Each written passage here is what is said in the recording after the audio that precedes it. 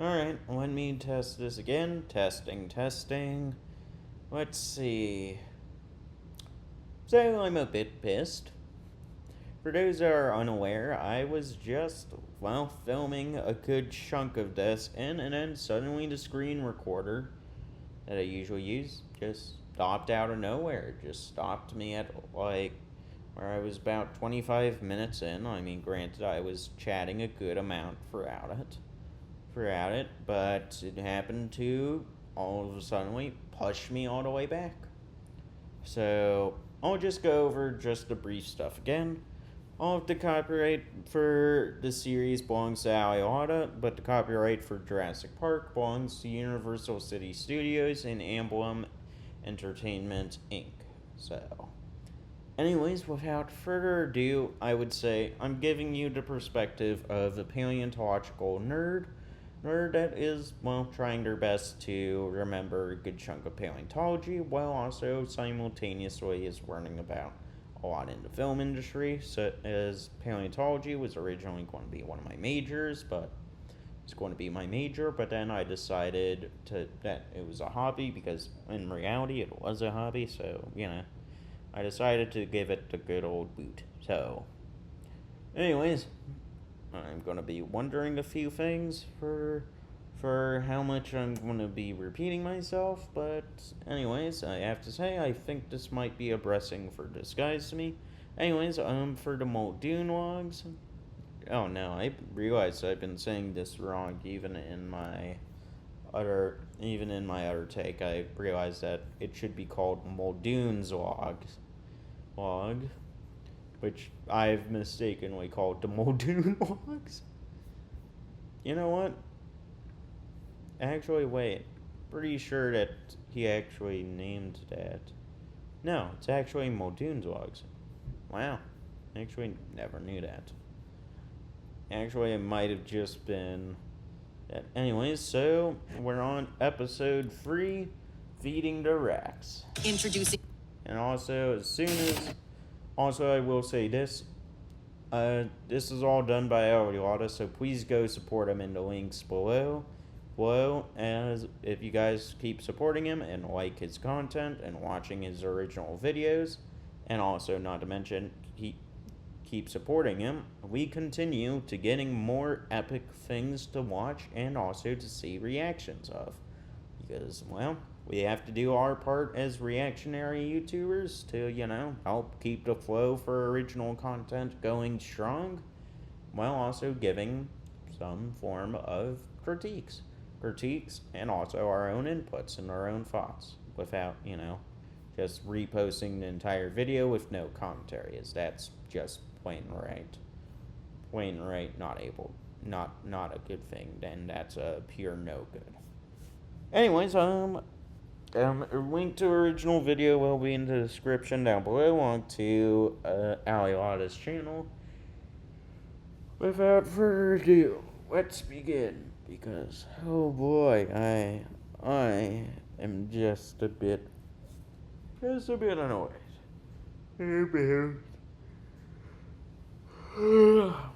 about the whole situation of the program crashing on me, which is annoying but happens.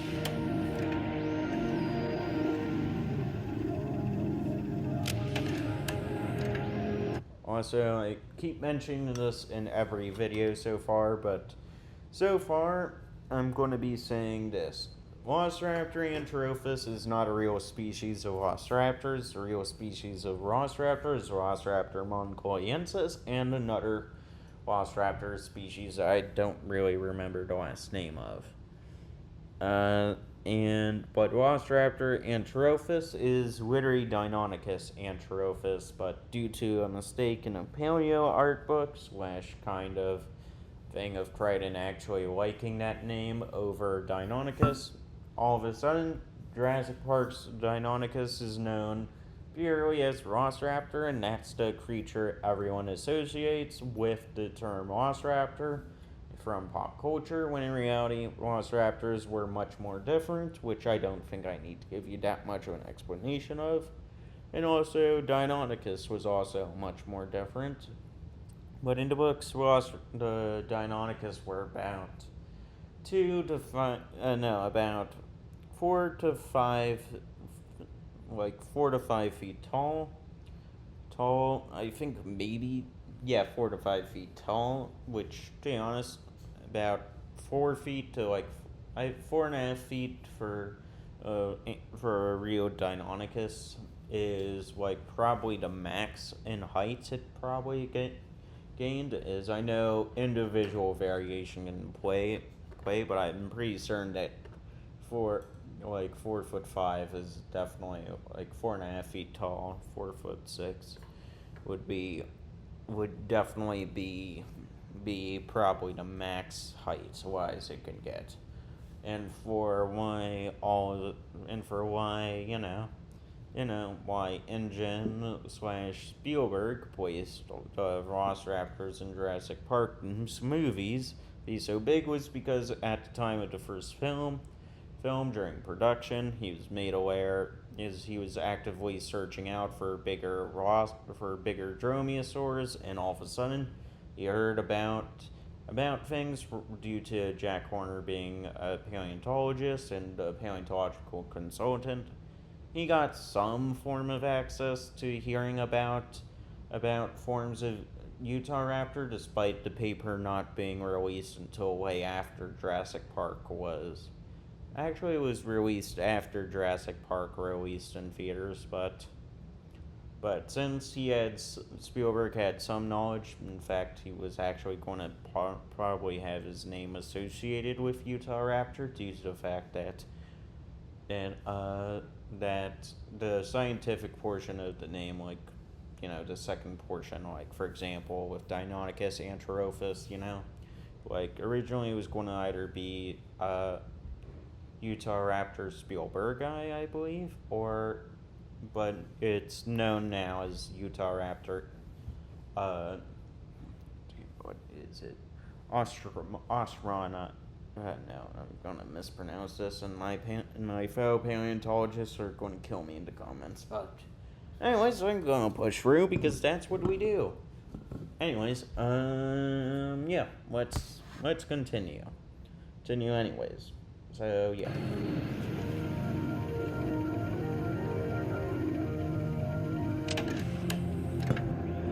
Anyways, this is coming off of episode 2's little cliffhanger.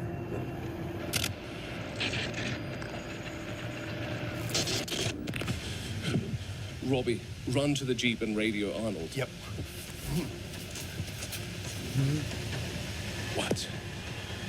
No. No. No, Bessie, no, run, Bessie, Where run. did you go? No, damn. Arnold, you've got some explaining to do. Robert, calm down. There's probably some sort of misunderstanding. Run the count right now. I am. One moment. The computer is analyzing. No. Aw. Okay, done. Bessie's Total dead. animals expected, 238. Total animals found, 238. Everything's accounted for. Give me the raptor numbers, Ray.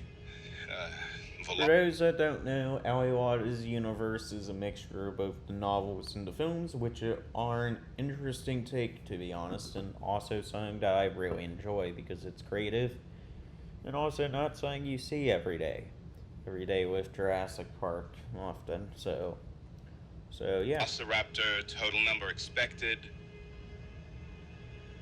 4. Total number found, 4. How can that be, Ray? We have 3 velociraptors. Muldoon is a pretty good point. Well, Wu did approve the transfer of 1 juvenile from the nursery to the enclosure recently, so that makes 4 Muldoon. He what? Wait, how recent was this exactly? Because by the sound of how recently means, I'm pretty sure the fact that the raptor that got shocked on the fence might have been that juvenile. That's what I'm assuming. One, why the hell would he not inform me about that approval? Muldoon. And two, does he even realize that we tranked 3 raptors before entering the enclosure? I had Robbie and Tony in there. And you're telling me there was a 4th animal in there with us? Muldoon, calm down. Don't tell me to calm down. Do you understand that this could have gone incredibly bad? I mean, Muldoon's not wrong, but that was no juvenile. He saw it, and I know Muldoon's going to be agreeing with me on this, since, well, I was reacting throughout this video. The new addition was young, only 8 months old. Yeah, that's no Wu juvenile. wanted her to begin to integrate into the pack. They're lethal at 8 months, Ray, and I do mean lethal. And secondly, that was no juvenile. It was no. That was an adult. I will die on that hill with Robert and also with Robbie.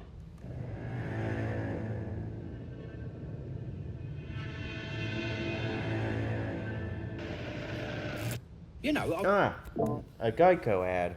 what is that? I'm sorry, I don't. As much as I like the Gecko, I just don't like ads that keep popping up during my videos. I just want to react to stuff and be able to watch stuff without having to be interrupted Last by night ads. was basically a big, heated screaming match. I wanted to put Wu in a chokehold. Christ, the nerve of him to think he can make such decisions without consulting me. I've told Hammond multiple times that the ones that hide indoors behind their computer screens need to keep the people who actually venture out into the park in the loop. Especially with something so non-brainer like introducing a new animal into an enclosure. I agree with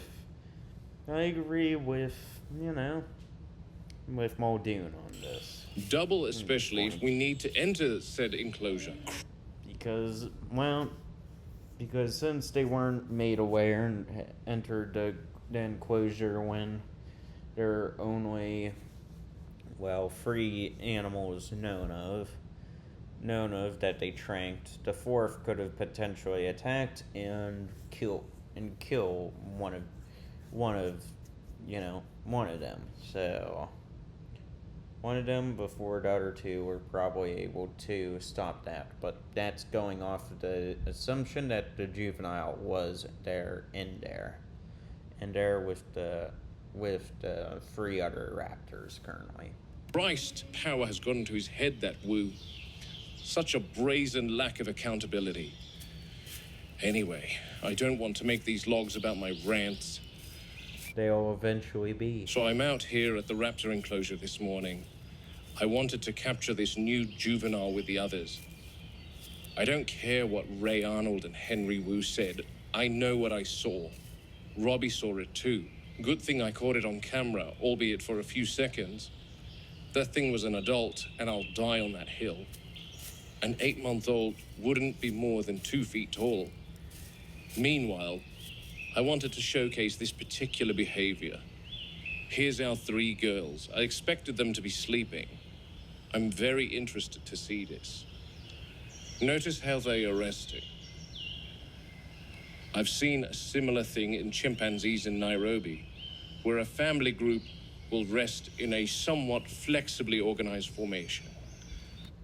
I will give some bits of kind of my knowledge of this.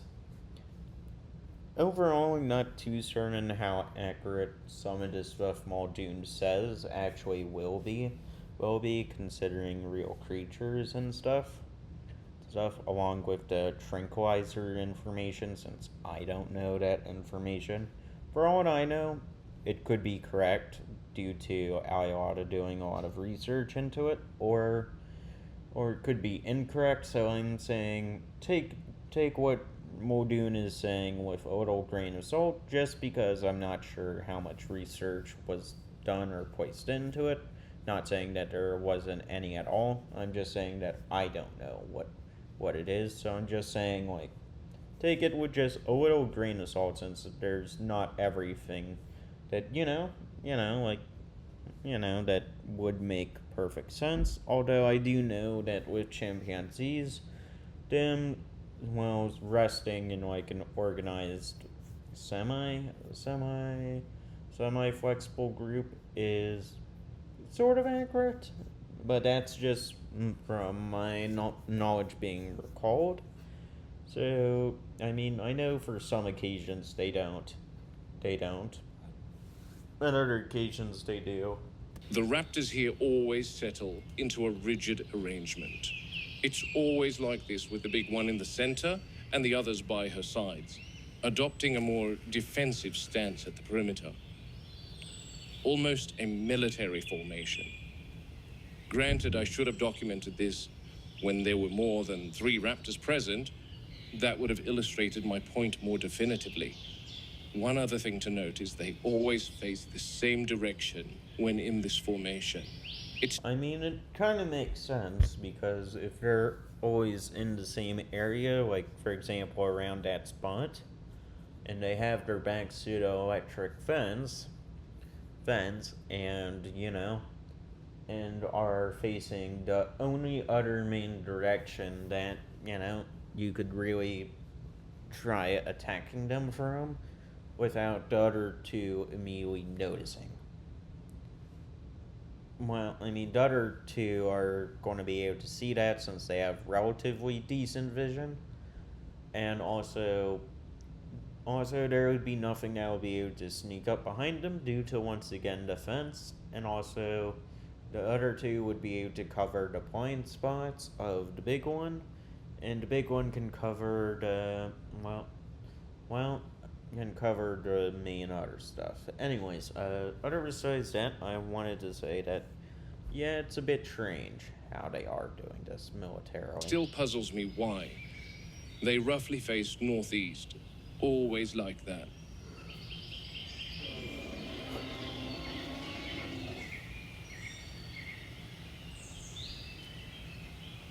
One last observation. I don't see this so-called new juvenile from last night. I've been here since sunrise and nothing. I've tried to look back through the surveillance camera and motion sensor data from last night. I could not see anything. Hello. Sorry, St. Jude. As much as I like. Do you want to play with me? Sure. You want me to help you with your groceries? As much as I like St. Jude, I think that it's a pretty worthwhile cause. I'm not going to lie, I've been seeing the same ads for St. Jude. In for about over a decade at this rate. So I'm not sure how to feel about it.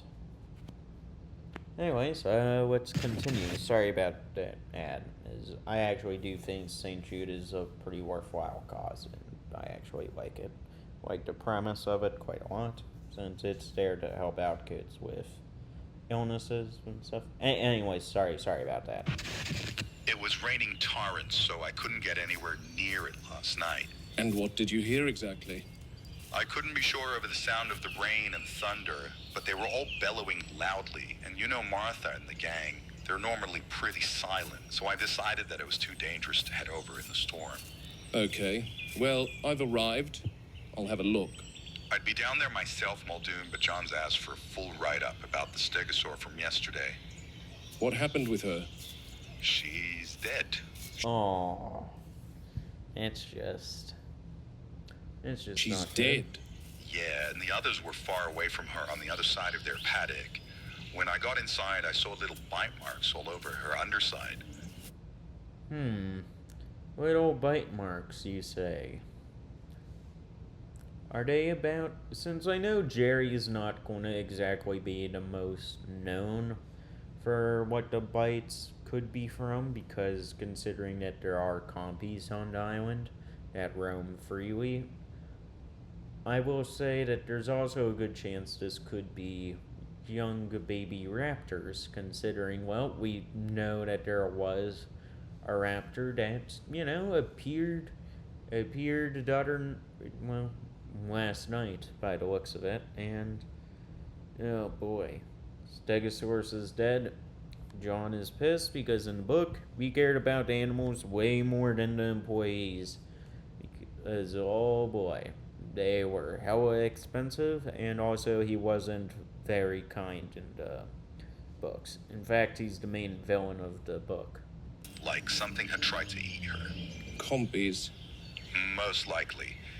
But could have been anything. There's rats and a bunch of small carnivorous animals. I mean, that's a pretty good, reasonable thing as well, although my personal theory is that it was the raptor young over the island. Yes, well, I don't see anything out of the ordinary, Jerry. Okay, then they were probably just rowdy last night during the storm. No. Oh, wow.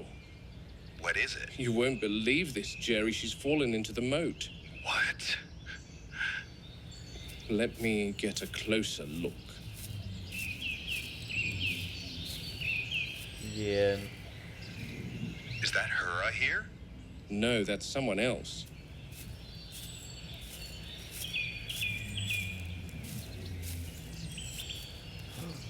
It's Martha. Martha the Euophocephalus. I know it's a challenging name to say and to remember, but Euophocephalus are pretty fun creatures. And also, there is a statement that I'm gonna have to be looking up in a minute, but because actually not until after all. She must be upset.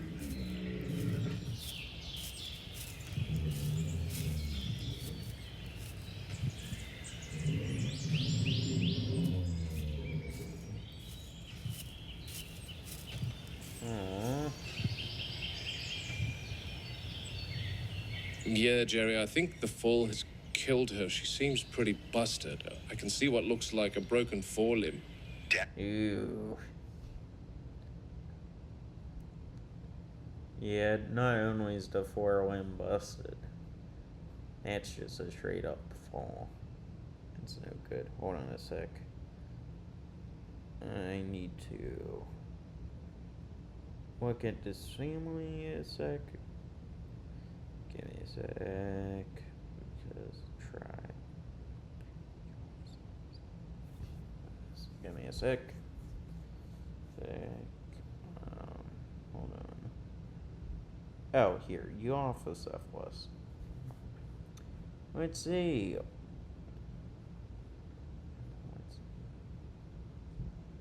Let's see. Damn. Alright. I probably actually should have done this in the other video, but some of the Jurassic Park animals are kind of, I believe, overestimated with weight. Hold on. Just looking at this. Yeah, I believe some parts of the animals are a bit overestimated in weight for tonnage, especially the Euophocephalus, since they are supposed to be about 2 metric tons. And honestly, I'm not going to go into the details on the difference between tons, and tons, because I don't know, but I'll just stick with metric tons, just because that's something that we can all understand. Euophocephalus never approached the moats. That's so strange. How did this happen, buddy? I don't know. That's fair. I'm talking to Martha. Get her to give you a full statement, okay? Something must have spooked her, maybe. Or she got disoriented during the thunder last night. I'm going to need a crane out here ASAP, Jerry. Yeah, will do. Ay. Yeah. They're usually pretty good about staying away from the moats. They don't even like to step off 1-foot boulders. I mean, that makes sense, considering if you weighed quite a lot, your own weight, if you fall, could, all of a sudden go against you. And that wouldn't exactly be that good. Well, because it's kind of like, think of it like this. If you were to be covered in like a bunch of weighted clothes stuff, and then you were to, jump from a relatively, like, let's say you were just to jump off of like the table counter, just because, I'm just throwing out an example. I think you'll feel a lot more of the weight going against you. against you if you're wearing weighted stuff on it. In the moat. Is someone coming down with a crane, Jerry? Yeah, I've called them. They won't be long. Okay, good. Did you figure out the Stego's cause of death? I took a blood sample and ran toxicology. She had raised liver enzymes, and the test came back positive for meliotoxin. Damn. Hold on, wait. Let me see. I wanted toxicology. Sorry, I'm just really curious on She this. had raised liver and Yeah, I wasn't sure how this was spelled.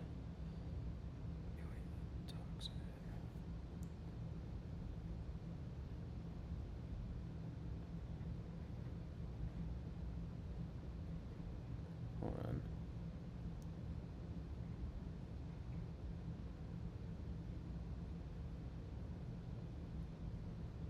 Oh. You know what? Second that, I don't think it, I don't think it was the raptors that were killing it. I believe the raptors were definitely trying to feed on it, but I don't believe the raptors killed on it. But, oh boy, that is one way, that's one hell to... Symptoms of meliotoxin. Well, it's nausea, vomiting, abdominal pain, diarrhea. I don't even know what that one is. Breathing difficulties, confusion, convulsions. I'm actually looking this one up since I don't even know what this is. Hold on. What even is this? I don't know. Tachycardia? Oh. That is a resting heart rate exceeding 100 beats per minute. Oh boy. That is not a good way to go. Not to mention convulsions, hypotensions, and yeah. And it says that, and this toxic is pretty fatal to, well, potentially fatal to children. But anyways, yeah, this doesn't exactly seem, and the worst part is, like, there's no amount of antidotes for it. Although veterinary care consists of active charcoal, IV fluids can help with managing systems, but oh boy.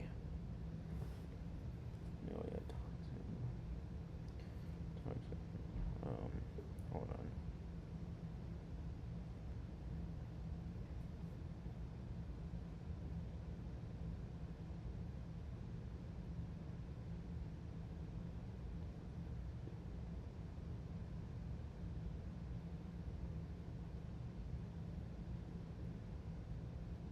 Yeah, that's not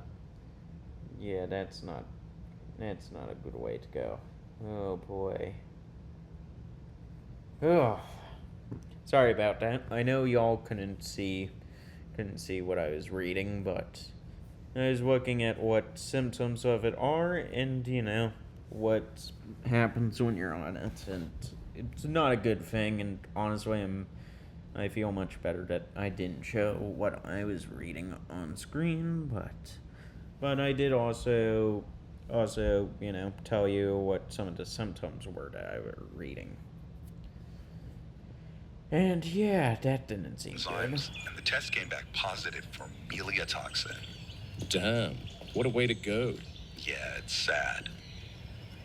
This Anki is definitely dead. For something of this thing's weight, it's quite a fall to sustain. She's not breathing. I assume died on impact. Man, these...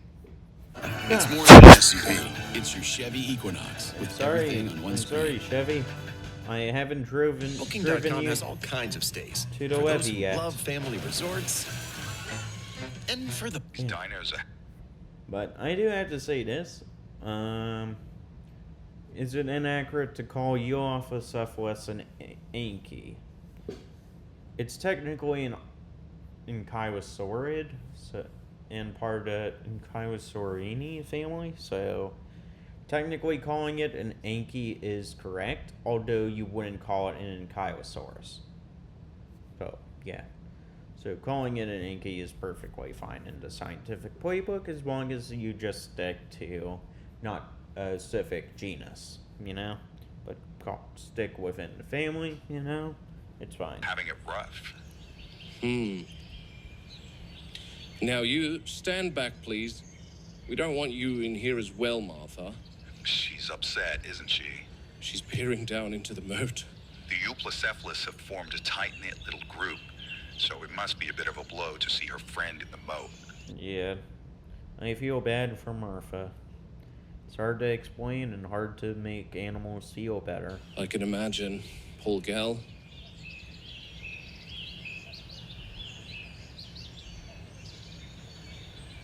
We're down to 15 Ankies. Quiet, Jerry. Oh, No, I mean, I hear something. what did you hear? I think I hear something in... No.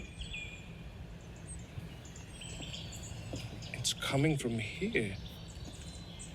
What is it? One moment, Jerry. Something's down here. God, don't tell me a second Ankie's fallen into the moat. What? I know this is going to be a pretty crappy joke, and I know as an American this will pain me to say it, but I can't stop thinking of how people memeified, sir, the second plane's hit the tower, into Jerry, a second Anki has fallen into the moat. Alright, my American brothers and sisters, I know you'll school me for that joke, as I'm schooling myself currently for that joke, but it just felt like what needed to be said in my mind. And I knew before saying it was going to be bad, and I knew during it was going to be bad, and I knew afterwards it was going to be bad. That's why I gave the warning, but oh my goodness. Moment.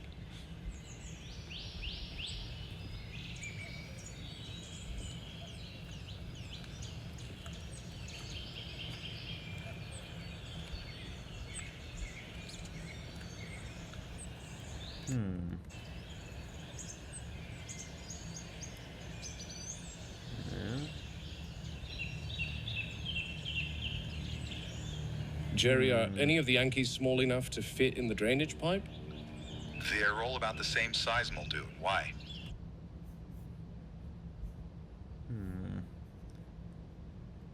Oh no. I think That isn't a good shadow at all. there's something in Especially there. to see. Could be anything. A rat, possum, a snake, anything. No. Sounds bigger. And now it would have to be an animal of some sort. Let's think. I think it is a raptor because in the novel, the way how they kept getting around was actually through the sewage and service tunnels.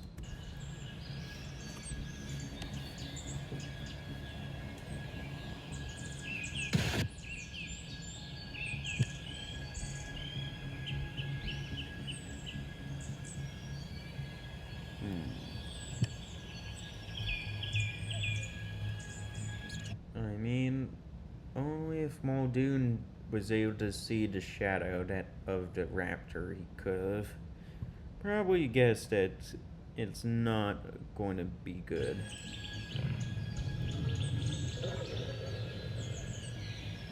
It's strange.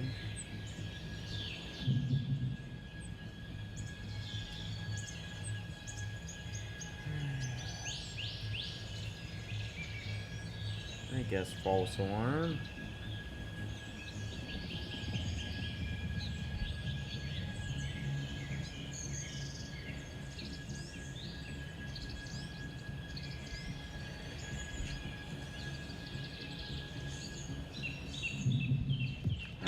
Yeah. Christ. Muldoon, are you okay? Yeah, Jerry, yeah.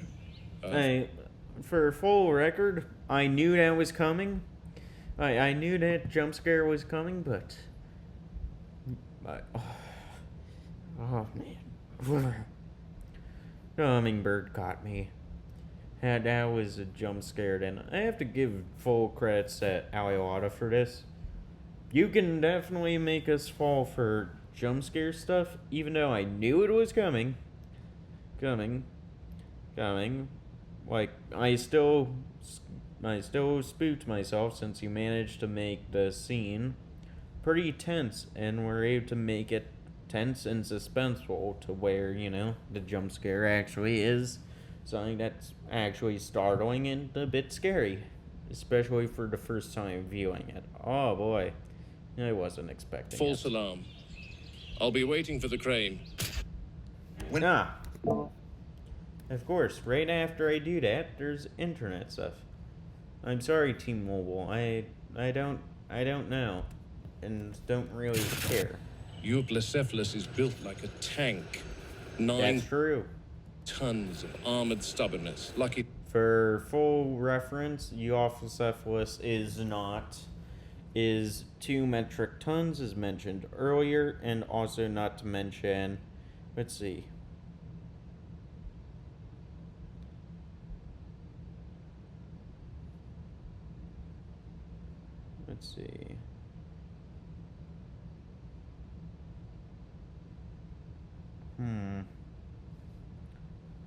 Let me see.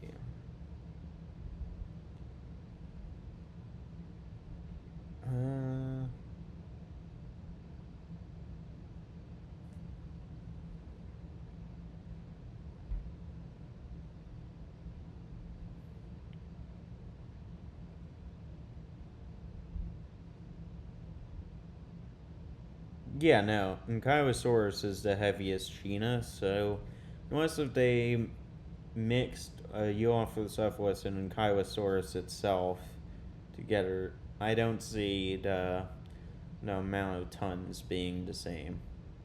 Because I will say this.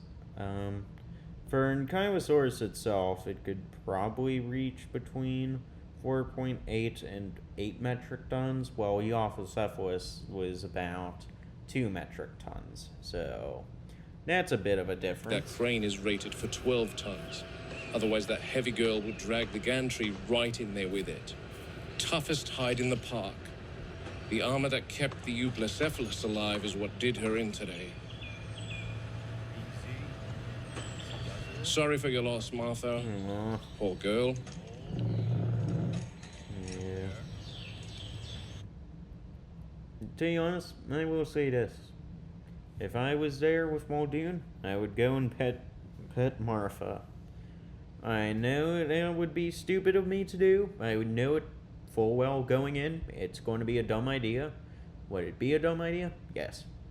Would I know that I would most likely get hurt and injured? Yes. Will that stop me? No. My human instinct of wanting to pet an animal is going to take over. Built to Especially when survive predators, comforting. but not to fall like that.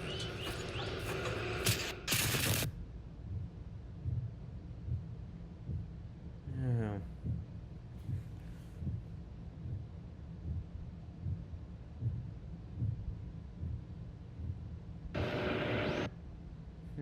I found the footage from last night to show very uncharacteristic behavior from the ankylosaur from the moat incident. Yeah. She seemed agitated or spooked. And then I saw her approach the moat. Highly defensive, she swings her club at what I assume was an attacker. I scrubbed through all the surveillance footage of the Euoplocephalus enclosure, but I couldn't find what she was reacting to. One wrong step later, and she slips into the moat, her own weight crushing her on impact. So yeah, that's most likely the wild raptors scaring it. That was an arduous ordeal down at the moat. Right then, I'm out here in carnivore country for an evening perimeter check on the Rex paddock. Hammond insists these recordings, quote, boost visitor confidence. Really? That just doesn't seem right to me. Personally, I'd settle for proper staffing, but I mean, I agree. I agree with Robert, you know. I think he's actually the voice of reason in this. Shocker. But here we are. There's some light rain coming down, so I'm always a little hesitant about mixing electronics with water. I'm Agreed. down at the main road. They've been digging for the past few days. They want to expand this whole section, and then the crew will bury tracks in the ground for electric tour vehicles to run on. Now, all zoos and wildlife preserves know that electrical fences are prone to sagging, especially along the upper grid. That topmost wire's flickering from the rain. Not failure yet, but enough to make me uneasy. And with an... Hold on, let me take a look at this. Hold on. Hold on. Sagging. Electrical fence. Not that I don't doubt this, it's just that.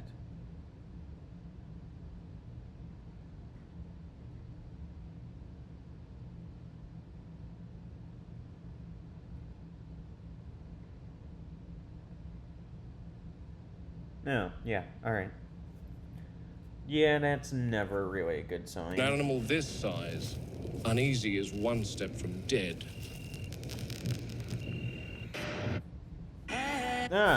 Why am I seeing hamburgers? Well, actually, wait, that's a cheeseburger. My bad. Well, wait, what? There was a thing for what? Heinz pickle? Ketchup? For those that don't know, I have an immense fear of pickles. I'm not sure why, I just do. Even though I know it won't hurt me, it just scares me. And HBO Max. It's the best of everything I'm together. sorry. I hope he can walk because... Come on. Alright. I think she's here. Let me try and explain to you what it feels like to be close to a tyrannosaur. She sounds like weight, not wind. When a Rex moves, you don't hear quick steps. You hear mass settling, soil adjusting. The air is shifting, electric and exhilarating. It's a different sort of presence, harder to explain. You need to be here in the moment. I know this is going to sound like a pretty weird comparison, although this will make a bunch of sense in a moment. So as a person that's been on safari in Africa, granted it wasn't hunting, it was just purely tourist visitor safari. It was quite a nice safari experience, although I will say this. The safaris are quite, and I do mean this, quite nice, although, no. Damn it. No. So, when we were on safari, we were able to go near an elephant. Granted, we kept our distance, although when the elephants were moving around, there was barely any steps heard, because elephants have like a built-in kind of noise canceller for their feet to kind of reduce that range. It's been discovered in theropods that they did most likely, a good chunk of all bipedal theropods did have this to some extent. Granted, I think in T-Rex it was more prominent in it. So even though it wouldn't, completely silence the step of the elephant or the Rex in this case, you would still be able to hear just the faintest sound of your really, really honed in your hearing onto your surroundings purely because even though that it's been like, how many years since it's been? I don't know. I believe it's been maybe over a few years. Like, it's definitely like over a decade at this point.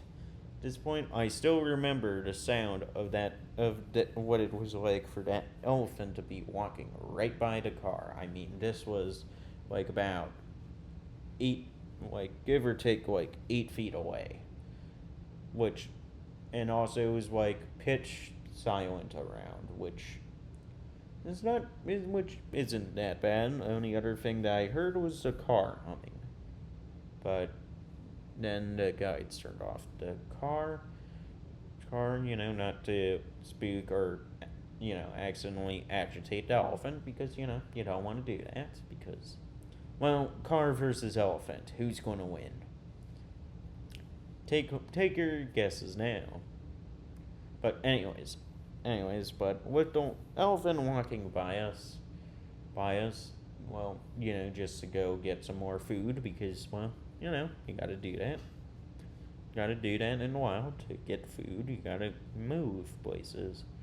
And it walking by, like, even though it was probably cautious around us, I don't think it was being super stealthy, because overall it was still able to hear just the very faintest sounds of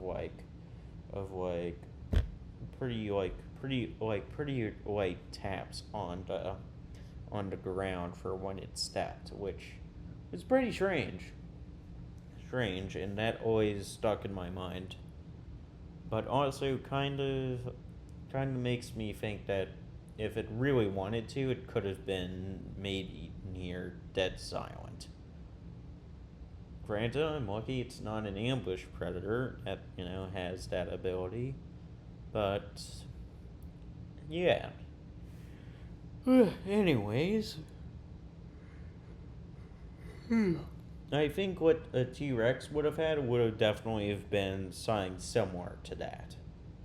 Which that would be not only terrifying to experience, that would also be pretty scary to have hunting you, because not only do you have a noise canceling, foot silencer, you also have that kind of sensation as well.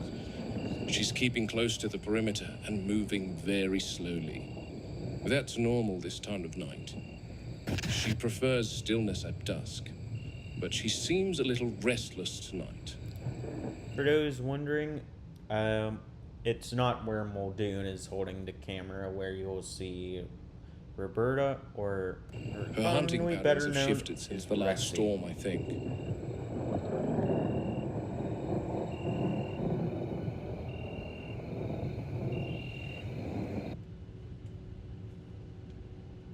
Actually, this does beg a question. Where's Robert's camera? I think it's that there.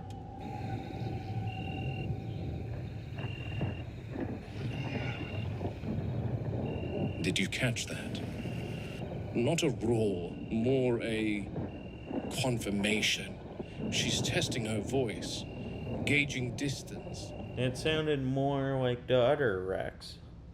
Big predators don't waste energy unless they're calculating something. And she's clever. Far more than the board wants to admit. I can hear her moving. Toes splayed, maybe a little deeper on the left. Limping slightly, could be an injury, or just the terrain. But a wounded apex is the worst kind, much Agreed. less predictable. For those that don't know, when you injure an apex predator, it's going to be acting completely out. Like, self-preservation is going to be its top priority. And if that means fight or flight, you best choose. It's going to be choosing fight, because it's not going to cower for its life. Well, I mean, it will try avoiding it, but if it feels extremely threatened and starving, it's going to choose fight. And that's not going to end well for any humans on the receiving end, because, well, we all know humans suck at one-on-one combat without guns. Guns, swords, melee weapons and stuff. We're pretty much defenseless when it's just our bare fists. And just us. The sounds of the other animals in the park must be igniting her hunting instinct and making her restless. If that top wire drops during another storm, even for a moment, she'll know. Animals don't need voltage meters. They feel micro vibrations. She'd sense the lull and approach it, no hesitation. I'll log a maintenance request, replace the midsection coils, reinforce the post line, and, most importantly, notify Actually, yeah. This is actually, yeah. This is actually something experienced, yeah. Yeah, they can feel definitely electric changes. Changes to some extent. There's more that I'm looking in on this, but yeah, no, this actually is actually quite interesting to. I'll have to actually learn more about this. But this actually kind of makes sense to how all of the animals know when defenses are off, since when defenses are off, it wouldn't be giving off electronic, pulses / vibrations. That the Rex is exhibiting territorial agitation. Whether anyone listens remains to be seen. It's sad to hear that most likely the maintenance request would go, unnoticed.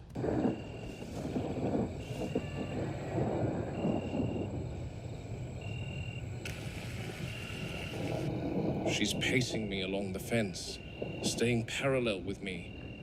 Hard to see her, the rain's masking her body signature, and she knows how to use cover. She's a patient girl. Trying to look, where is his camera? Actually, I'm pretty sure the camera is probably on his chest or something, Or it could just... No, I think he's actually just holding it.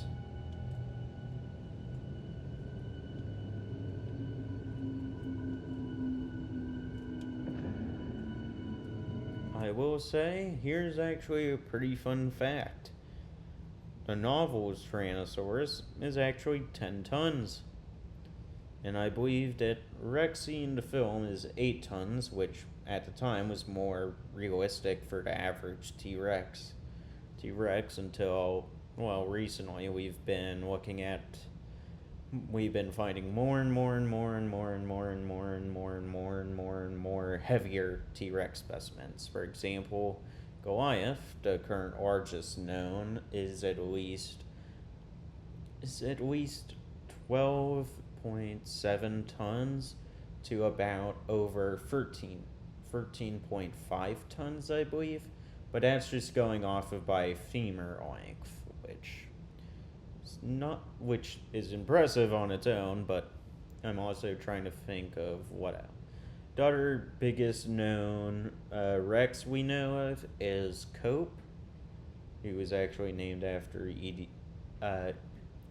Cope of paleontological fame. I don't remember too much off the top of my head about Cope, but effectively he was one of the early paleontologists. And then Cope, the Rex specimen, is quite heavy, like about 12. It's definitely within the over 12.5 ton range that we could easily confirm is within that range. And that is scary. Scary on its own, meaning that, these guys probably got bigger. Not going to say that every did, but yeah, and no, hold on. Movie Rexy during Jurassic Park is only 7 tons, not 8 tons. That's my bad. I was giving it the benefit of the doubt.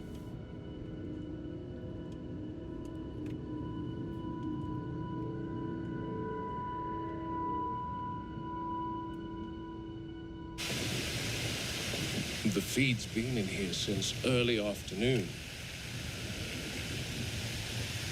And there's the big girl.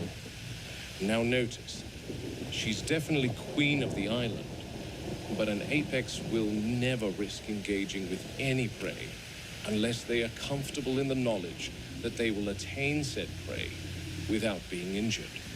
I mean, that is a pretty fair point, and I will say that is actually quite accurate to how nearly all animals hunt, because usually predators don't hunt after the healthiest members of the herd because, well, that would just mean that you're either A, one, desperate, or B, not thinking. An injury for an apex predator means possible starvation, depending on the extent of the injury, of course. Agreed. That's why African lions will pursue a young wildebeest or an injured impala, instead of risking a healthy adult gouging them to death. That's fair. There's a lot of calculation that goes into deciding prey. But I don't think that's the main reason why she's crouched. You'll see what I mean. And the Rex won't approach the cow until she's decided that it's safe to do so. Just... Oh. Yeah. Well, look who it is. The juvenile Rex. And due to recent discovery of the fact that Nanotyrannus is indeed a separate genus, I have to say, this actually looks quite accurate for the youngest known teenage, the oldest known teenage specimen of Tyrannosaurus Rex itself, which actually looked like a bit of a smaller version of the adult, which I have to say, Jurassic Park surprisingly actually had pretty accurate looking T-Rexes, granted except for the pronation wrists, the shrink wrapping, and, the no lips covering their teeth, and also not to mention, them having, maybe no form of feathers on. T-Rex wouldn't have had full feathers on. It definitely would have during juvenile stage, hatchling to juvenile stage, would have definitely lost some, but it should still have retained some. For example, just look at the prehistoric planet T-Rex model, and that's pretty much the model of understanding of the amount of feathers that an adult should have. But besides that, I say they actually did a pretty good job with managing to accurately portray the animal in quite a way. Yeah, the juvenile is here. Anyways, I'll see y'all later. And once again, all the copyright belongs to Universal City Studios LLC for Jurassic Park, along with Emblem Entertainment for also Jurassic Park, and lastly, all of the video copyright once again belongs to Aliwata. And then again, please go support his channel, and please go help him out so that way you can create more and more beautiful videos that I love watching and also reacting to. Anyways, I'll see you all later. Goodbye.